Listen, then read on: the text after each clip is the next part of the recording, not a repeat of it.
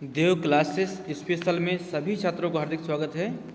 और देव classes special के माध्यम से कक्षा 10वीं और 12वीं के सभी विद्यार्थी निःशुल्क शिक्षा प्राप्त कर पा रहे हैं, जिसमें से कि आप लोगों को इस समय जो दिया जा रहा है वो दिया जा रहा है अनसोल्ड की सीरीज़। तो कक्षा 10वीं के बच्चों का ये भौतिक विज्ञान की दूसरी सीरीज़, इसमें हमने पहले सीरीज में 2020 के सारे अनसोल्डों को हमने आपको हल करवाया है। अब हमारा 2019 का ये पहला सेट है। पिछली वीडियो को देखने के लिए आप डिस्क्रिप्शन में जरूर दी गई लिंक को क्लिक करें, वहाँ पर आपको सारे वीडियो मिल जाएंगे। देखिए, इसमें पहला सवाल है आपका जो बहुविकल्पी था कि 200 वाट बल्ब को यदि 100 वोल्ट पर प्रयोग किया जाए 100 वोल्ट पर प्रयोग किया जाए तो बल्ब की शक्ति कितनी होगी, ये आपको बतानी है। 50 वाट होगी, 25 वाट होगी,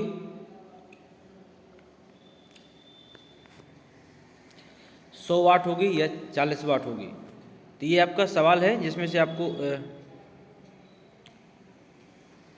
इसको हम लोग हल कर लेते हैं। तुक्का मारने की जगह यदि हम लोग हल कर लेंगे तो और भी बेहतर रहेगा। तो ये देखिए, V1 कितना दिया गया है 200 वोल्ट और P1 दिया गया है आपका 100 वाट। तो आपका सूत्र लग जाएगा R = V²/P। तो ये पहली शक्ति है, तो हम इसको R1 भी मान सकते हैं या फिर R मान लिए तो R = V1² तो V का मान आपका दिया गया है 200 वाट। तो 200 को वर्ग करेंगे और 100 का भाग देंगे। जब आप इसको कैलकुलेट करेंगे तो आपका 400 ओम ये आपका मिल जाएगा। ठीक है, इसके बाद में अगला देखिए, V2 दिया गया है 100 वोल्ट पर यदि प्रयोग करेंगे तो शक्ति कितनी लगेगी। तो V2 आपका दिया गया है 100 वोल्ट, आपसे पूछ रहा है कि कितनी शक्ति लगेगी, मतलब P2 का मान पूछ रहा है आपसे।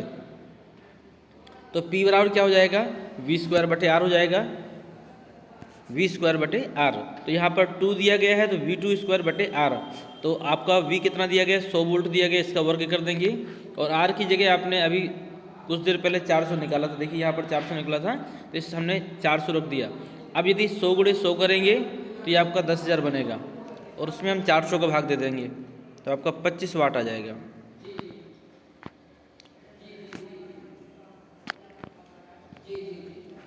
अगला प्रश्न है आपका, कहता है अनंत एवं उत्तल दर्पण के ध्रुव के बीच में रखी वस्तु का प्रतिबिंब कहाँ और किस प्रकृति का होगा। अनंत एवं उत्तल दर्पण के ध्रुव के बीच यदि हम वस्तु को रख दें तो प्रकृति उसकी कैसी होगी और कहाँ प्राप्त होगा। तो ये प्राप्त होगा आपका दर्पण के पीछे एवं फोकस दूरी के बीच में। और ये जो प्रतिबिंब होगा ये होगा आपका आभासी होगा और आपका सीधा भी होगा। अगला प्रश्न है आपका, कहता है निर्वात में प्रकाश की चाल 3 × 10⁸ मीटर प्रति सेकेंड है।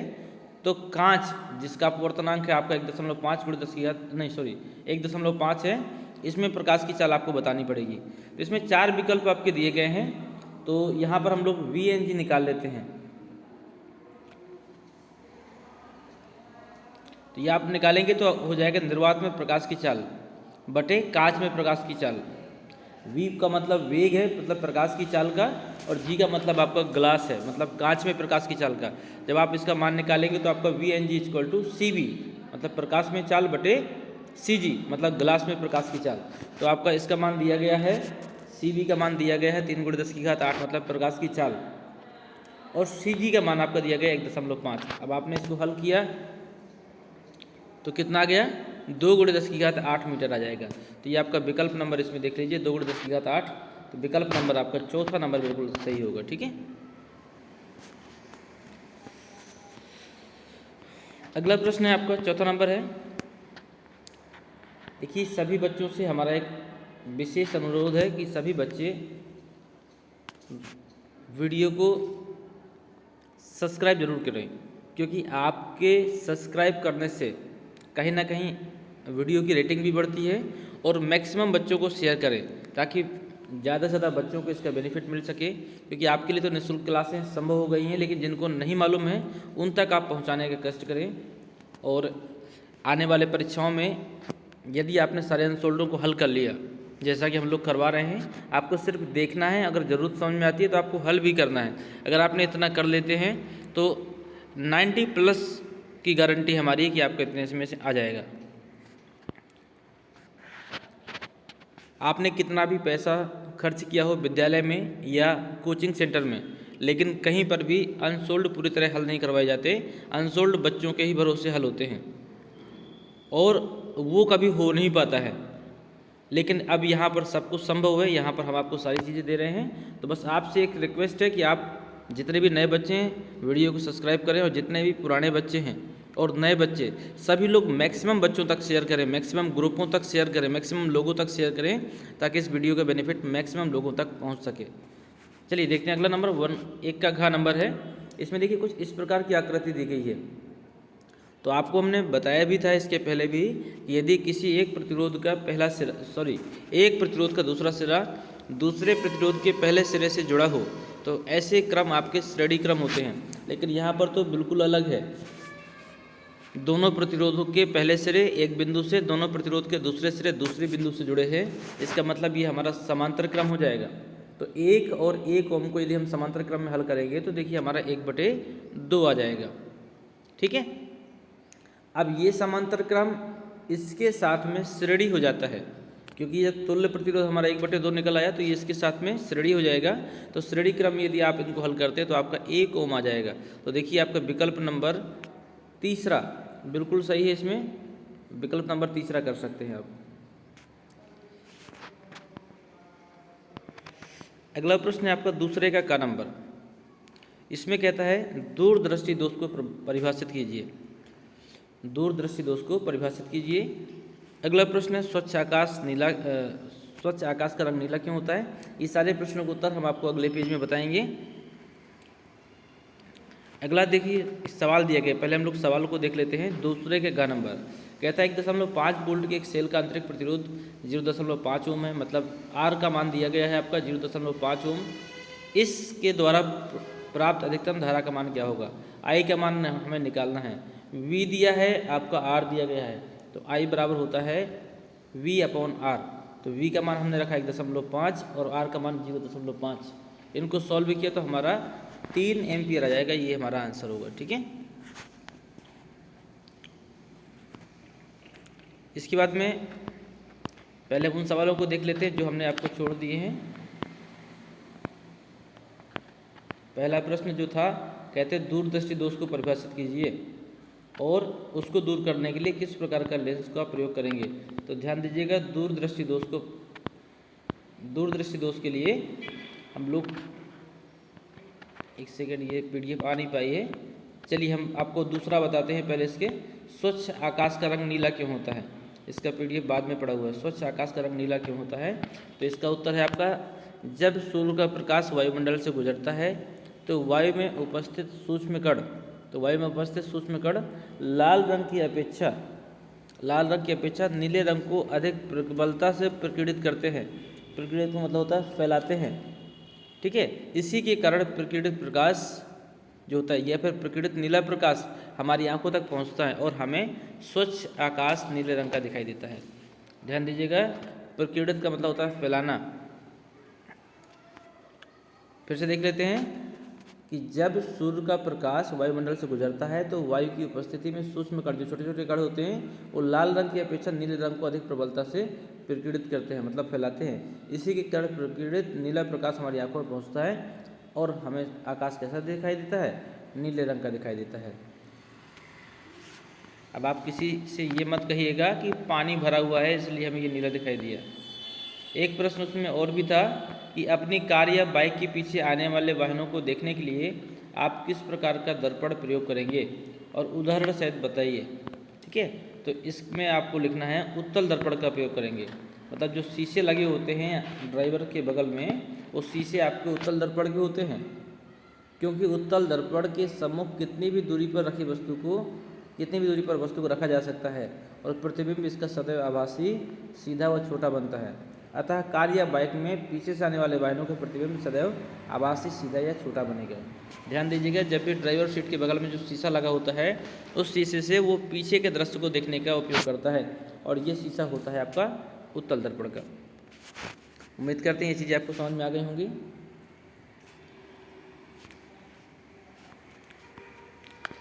अगला प्रश्न है आपका, इसका प्रश्न आपका पहले लिखा हुआ है। पहले प्रश्न देखते हैं। प्रश्न देखिए ये है,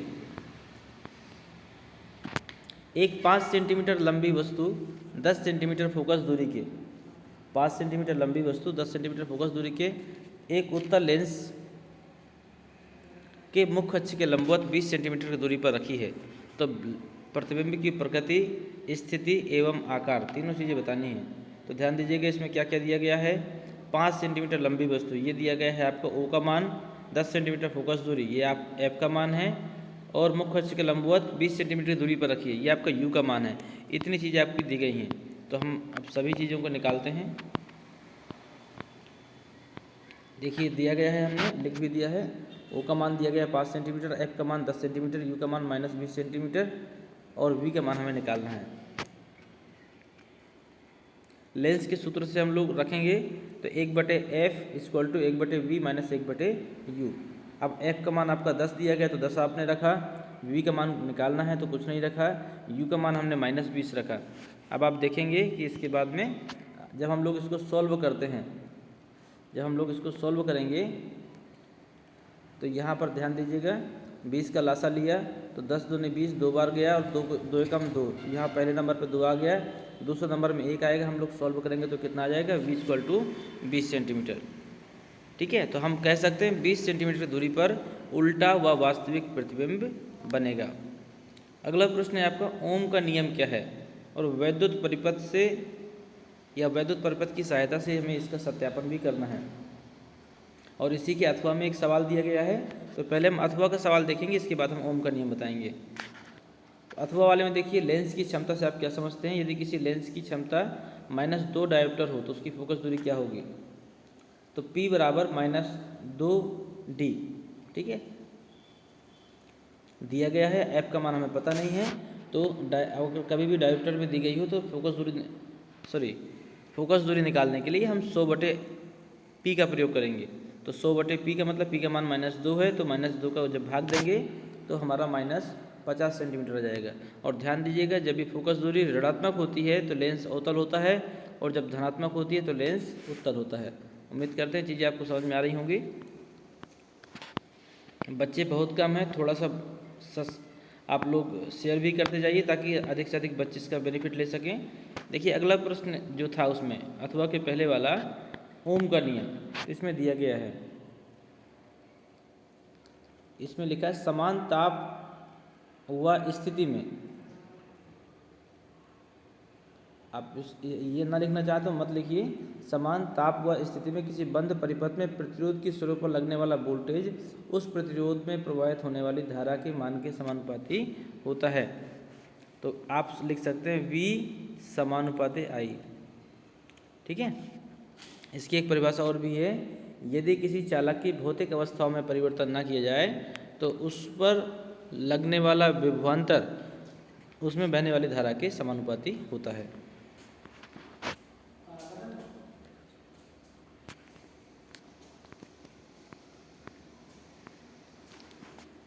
अगला हमारा ओम के नियम का सत्यापन, जिसमें से हमने एक बंद परिपथ को लिया और उसमें विद्युत धारा से संबंधित जितनी भी चीज़ें होंगी उसकी चर्चा करेंगे।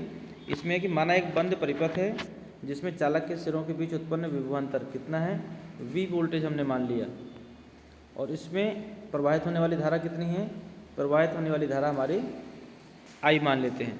ये हमारा विद्युत परिपथ का चित्र है, इसको आप लोग बना लीजिएगा।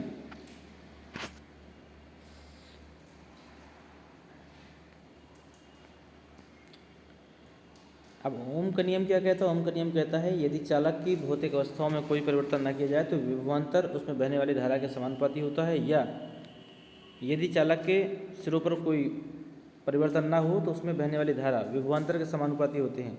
ये दोनों एक दूसरे के समानुपाती हैं, तो हम ऐसे भी लिख सकते हैं V = I × R। ये भी सूत्र बनता है, ये आपके ओम का नियम का है। इसको संबंध भी आप बोल सकते हो कि विभवांतर, विद्युत धारा तथा प्रतिरोध में यही संबंध होता है।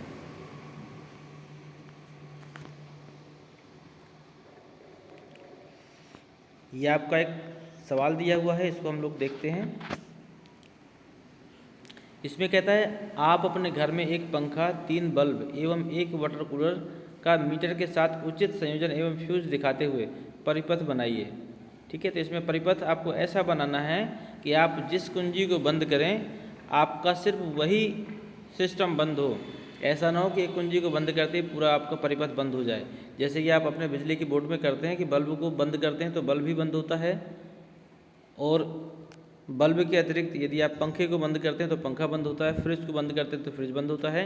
तो हमें परिपथ को समांतर क्रम में लगाना होगा, तभी ये सारी चीज़ें हो सकती हैं। तो ये परिपथ है आपको, और इसमें कुछ महत्वपूर्ण चीज़ें थी। तो ये कहता है एमसीबी जो होती है वो अधिक ऊष्मा देने पर सर्किट ब्रेक हो जाता है, मतलब उसका सर्किट टूट जाता है, और वो ज़्यादा ऊर्जा को जाने से या ज़्यादा विद्युत धारा को जाने से रोक देती है। इस प्रकार हमारा परिपथ सुरक्षित रहता है और एमसीबी को पुनः चालू किया जा सकता है। ठीक है, इसलिए ये फ्यूज की अपेक्षा अधिक उचित भी है। आप लोगों के घर में भी लगी होगी एमसीबी। जब भी लाइट ज़्यादा आती है तो ये ऑटोमेटिक क्या होता है, ब्रेक हो जाता है। ब्रेक का मतलब टूटना नहीं होता है, ब्रेक का मतलब होता है एमसीबी गिर जाती है, मतलब बंद कर देती है पूरे विद्युत धारा के संचालन को। इस प्रकार आप क्या करते हैं, जब भी धारा कंट्रोल होती है तो आप पुनः एमसीबी को चालू करके पूरे परिपथ में धारा प्रवाहित कर सकते हैं। अगला है वैद्युत चुंबकीय प्रेरण के नियम बताइए और इस सिद्धांत पर आधारित एक डायनामो का सचित्र कार्यविधि समझाइए। तो देखिए, जो लॉन्ग आंसर होते हैं इनको हम थोड़ा बहुत तो बता सकते हैं, लेकिन मैक्सिमम चीज़ें आपको देखनी पड़ेंगी। तो मैं जो भी दिखा रहा हूँ आपको, इसमें से आप स्क्रीनशॉट ले लीजिएगा और इसके बाद में आपको ये चीज़ें लिख कर याद करनी है। तो ये वैद्युत चुंबकीय प्रेरण का नियम है, इसे हम लोग फैराडे का भी नियम कहते हैं। इसके अनुसार क्या है कि विद्युत चुंबकत्व का एक मौलिक नियम है। ट्रांसफार्मरों, विद्युत जनरेटरों आदि की कार्यप्रणाली इसी सिद्धांत पर आधारित है। और ये सिद्धांत हमारा कैसे कार्य करता है ये भी देख लीजिए। ये आपका चित्र है, आप बनाना चाहें तो बना लीजिएगा। ये सिद्धांत आप लिखना चाहें तो लिख लीजिए। किसी बंद परिपथ में उत्पन्न विद्युत वाहक बल उस परिपथ से होकर गुजरने वाले या प्रवाहित चुंबकीय फ्लक्स के परिवर्तन की दर के बराबर होता है। किसी बंद परिपथ में उत्पन्न विद्युत वाहक बल उस परिपथ से होकर प्रवाहित चुंबकीय फ्लक्स की परिवर्तन के दर के बराबर होता है। अगर थोड़ा सा और सूक्ष्म जानकारी चाहिए तो इसके जो खोजकर्ता थे सिद्धांत के, माइकल फैराडे थे। 1931 में उन्होंने खोज की थी, और जोसेफ हेनरी ने भी उसी वर्ष स्वतंत्र रूप से इसी सिद्धांत की खोज की थी आपकी। अब डायनामो के बारे में चर्चा हुई थी, तो डायनामो के देख लेते हैं सिद्धांत क्या है। तो डायनामो में घूर्णन करते हुए तारों की कुंडली और चुंबकीय क्षेत्र का उपयोग करके यांत्रिक घूर्णन की ऊर्जा को फैराडे के नियम के अनुसार दिष्ट विद्युत धारा में रूपांतरित किया जा सकता है। ठीक है, इसके अनुसार क्या है, इसको इन्वर्टेड कॉमा में लिख लीजिएगा। चुंबकीय क्षेत्र में तार की गति के कारण धातु में उपस्थित इलेक्ट्रॉनों पर बल उत्पन्न होता है, जिससे तार में विद्युत धारा उत्पन्न होती है। तो ये डायनामो का सिद्धांत है आपका।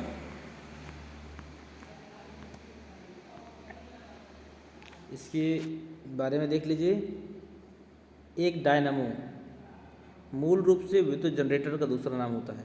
मतलब अगर जनरेटर का नाम आता है या डायनामो का आता है तो वो एक ही बात होती है।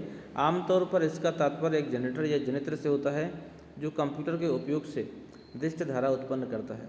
दिष्ट धारा का मतलब जो एसी होती है, एसी को डीसी में उत्पन्न करता है। डायनामो पहले विद्युत जनरेटर थे जो उद्योग शक्ति के उत्पादन में सक्षम थे। डायनामो के सिद्धांत के आधार पर ही बाद में कई अन्य विद्युत उत्पादन करने वाले रूपांतरित उपकरणों का विकास हुआ, जिसमें विद्युत मोटर, प्रतिवर्ती धारा जनित्र और रोटरी कन्वर्टर शामिल हैं।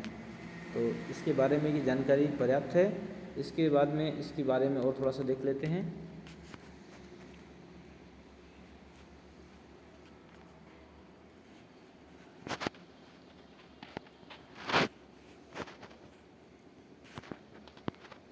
इसका ये कुछ चित्र है डायनामो का। इसमें देखिए, वर्तमान समय में विद्युत उत्पादन के लिए इनका उपयोग कभी कभी ही किया जाता है, क्योंकि आज प्रतिवर्ती धारा का प्रभुत्व बढ़ गया है। कंप्यूटेटर उतना लाभकारी नहीं रहा और ठोस अवस्था विधियों का उपयोग करके प्रतिवर्ती धारा को आसानी से दिष्ट धारा में रूपांतरित किया जा सकता है।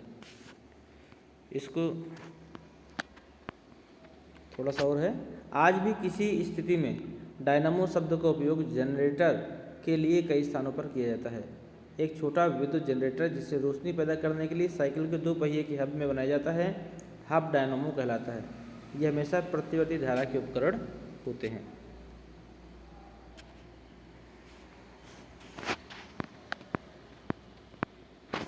तो ये था अपना जो भी सीरीज़ थी इस सेट की, वो हमने आपको दी और सभी प्रश्नों को हमने बहुत अच्छी तरीके से देखा। इसमें कुछ प्रश्न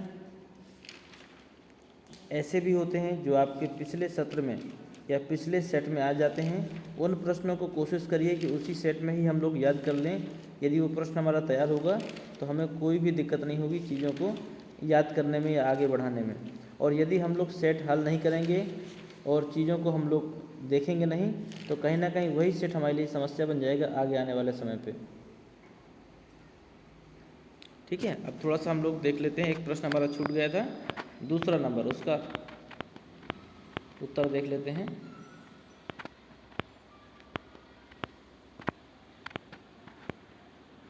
इसमें लिखा है दूरदृष्टि दोष को परिभाषित कीजिए। ठीक है, और इसको दूर करने के लिए आप किस प्रकार का लेंस का प्रयोग करेंगे। तो दूरदृष्टि दोष के लिए ध्यान दीजिएगा, आप लोग उत्तल लेंस का प्रयोग करेंगे। इसका प्रश्न फोटो इसकी पीडीएफ नहीं आ पाई थी लगता है, तो आप इसमें ध्यान दीजिएगा। दूरदृष्टि दोष तो आपको पता ही होगा। ठीक है, ऐसा दोष जिसमें व्यक्ति को दूर की वस्तुओं तो स्पष्ट दिखाई देती हैं परंतु पास की वस्तुओं को स्पष्ट रूप से नहीं देख सकता है, दूरदृष्टि दोष कहलाता है।